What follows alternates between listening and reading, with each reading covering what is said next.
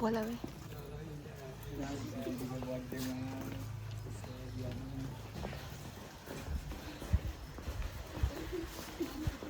थाहा पाइसक्यो जस्तो लागिरहेको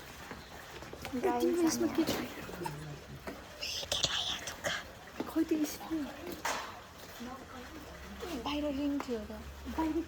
बेल थियो है यतै पानी पसेर मैले भने पनि पानी पस्छ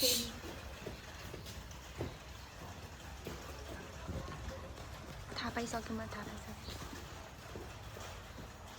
म जान्छु नि पहिला